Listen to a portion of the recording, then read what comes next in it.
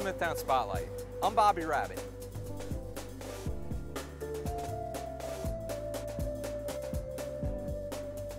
Hi, I'm Kenny Bernardini, and welcome to Smithtown Spotlight.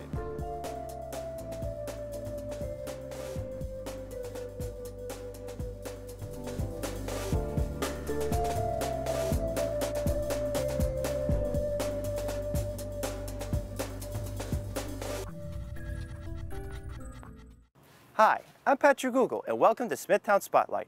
I'm here inside the Hauppauge Industrial Park, one of the largest parks in the nation, second only to Silicon Valley. Please join us to look at the history and advantages of the industrial park. The industrial park was formally organized in the early 1960s. Prior to the 1960s, it was used during World War II and earlier as a method of ship-to-shore communications, and a substantial part of the park was an antenna farm.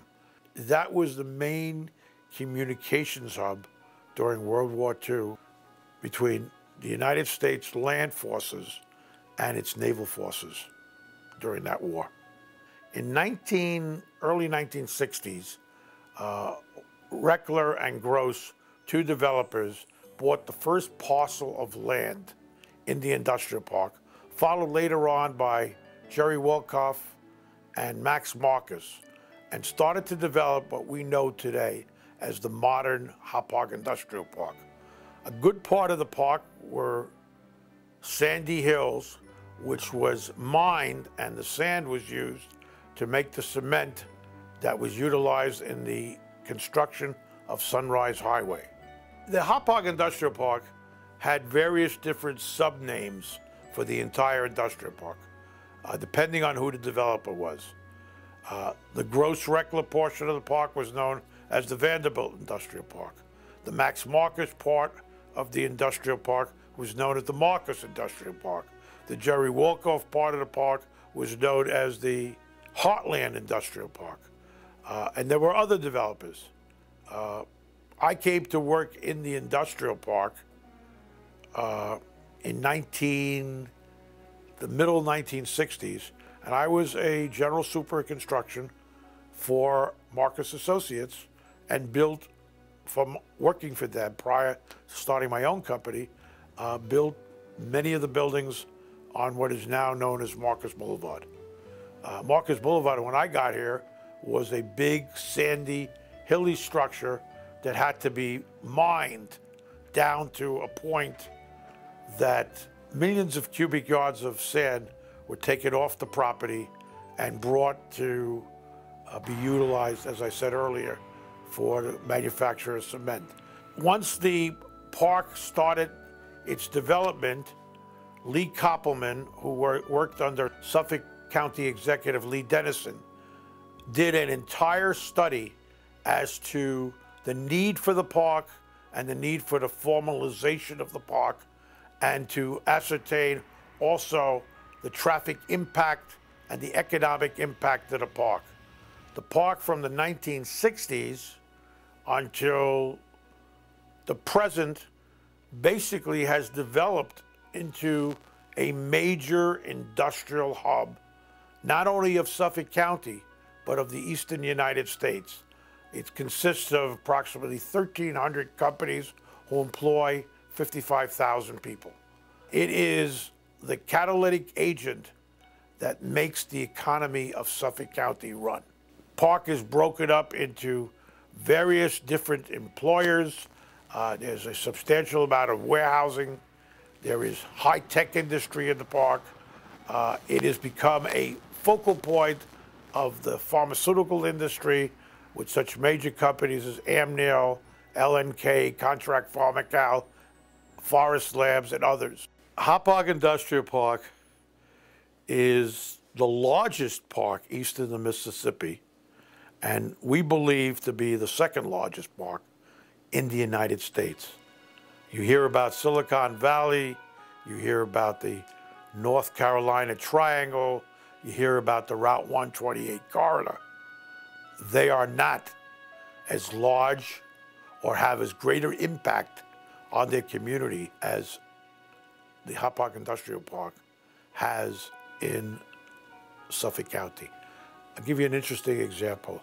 When ITT developed the latter portions of the park, they brought in a professional to help develop that park who had spent numerous years developing in Arizona.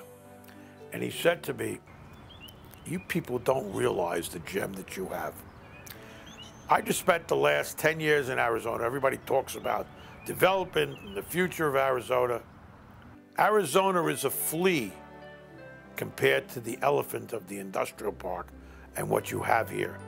You don't appreciate what you have, and you don't realize the economic benefits that occur from this industrial park, whereas the propaganda that you hear from other areas of the country dwarf the results that come from the Hauppauge Industrial Park.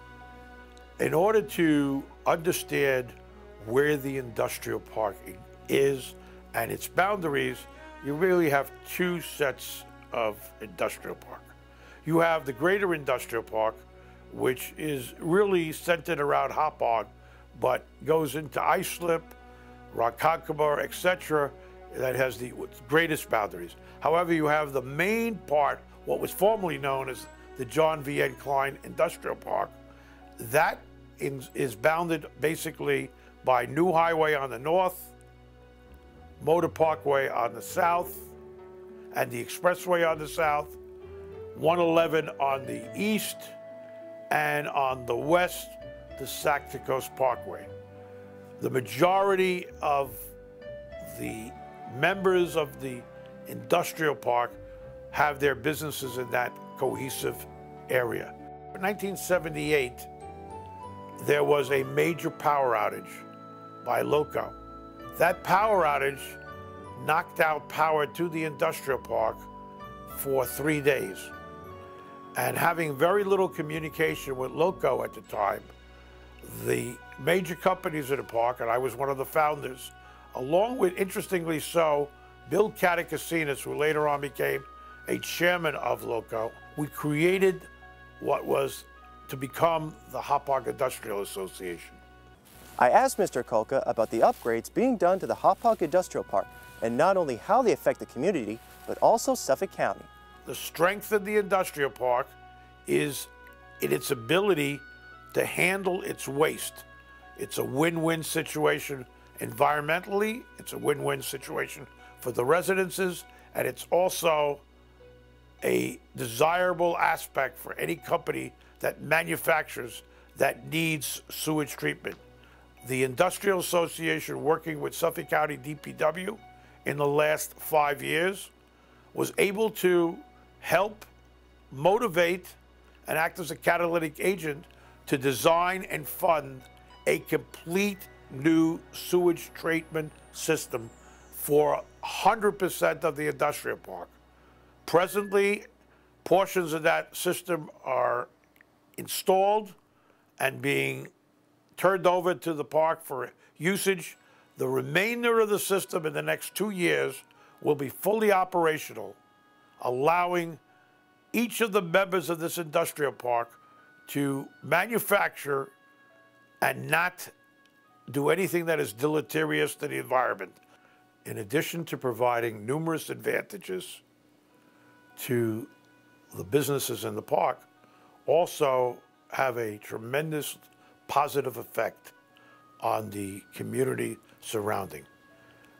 Economically, the industrial park is the engine that drives the economy of Suffolk County.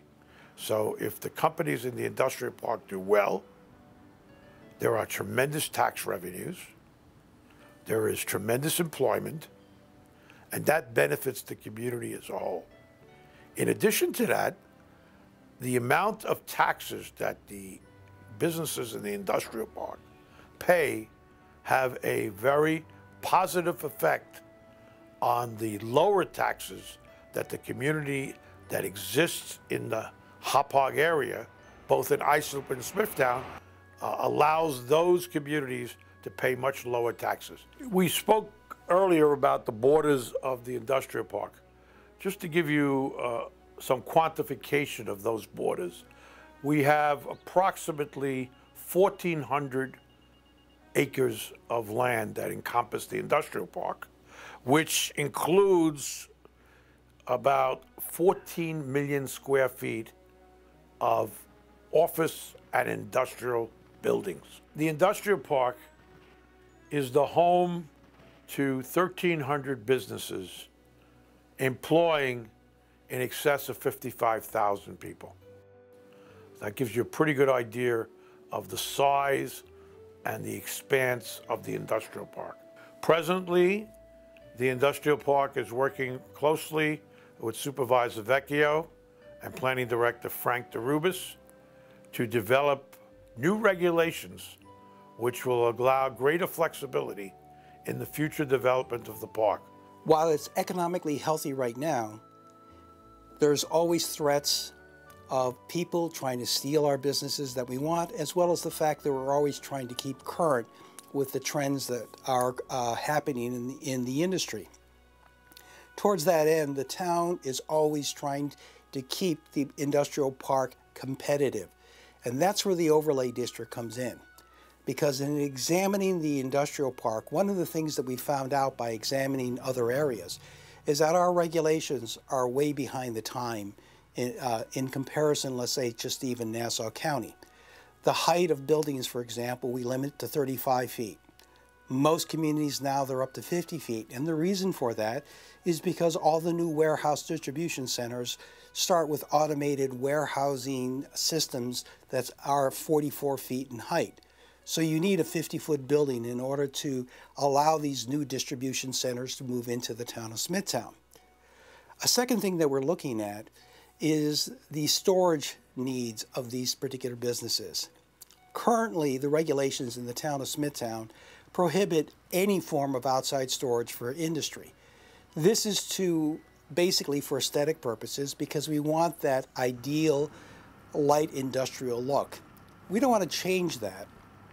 But the practical side of operating businesses today means that you have to have some degree of outside storage. And the ordinance now is liberalizing a small amount of outside storage in either containers or in screened-in areas. And this aids businesses rather than waste interior space, which could be used for manufacturing or active office use. And it allows this dead material, so to speak, that's not producing something to be stored outside. A third aspect that we're looking at, which sounds really unusual in this day and age, is the fact that we're going to be allowing parking garages in the industrial park. The last item that we're going to be changing is really an aesthetic change to the industrial park. We currently have some very high quality appearing buildings in the industrial park. But what we do right now, according to our zoning ordinance, is we penalize people for having architectural features such as very grand entranceways or lobbies. And we, by penalizing them, for example, we make it count towards their building size or towards their parking requirement. If somebody wants to put something that's very attractive or very unique, we discourage it. We don't want to do that anymore because these office buildings pay a large amount in taxes. So therefore, this new ordinance will allow for some relief in that particular area. We are doing this as a town because we want our industrial park to remain economically competitive with every other park in the nation. Not only in the nation, I would add, internationally. So we have to constantly make these changes in order to keep competitive with the world economy. We are concerned from the town of Smithtown because this is our economic center that we have in the town. The Hauppauge Industrial Park is 12 times the size of the Smith Haven Mall property. That'll give you some idea of its importance to the town of Smithtown.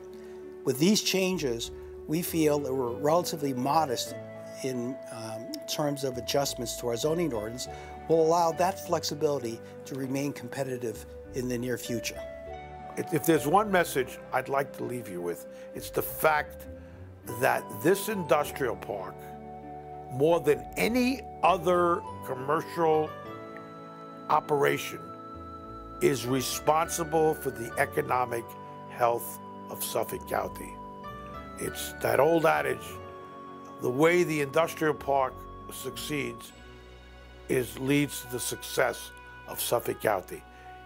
its employment, the amount of households that derive income from this industrial park, from the 55,000 employees, the taxes that it pays, create the economic well-being of Suffolk County. And there's a trickle effect. For every person who derives an income from the industrial park, they then spend the money on businesses in Suffolk County, such as stores, etc., that there is a tremendous multiplier effect of the employees that derive their income from this industrial park.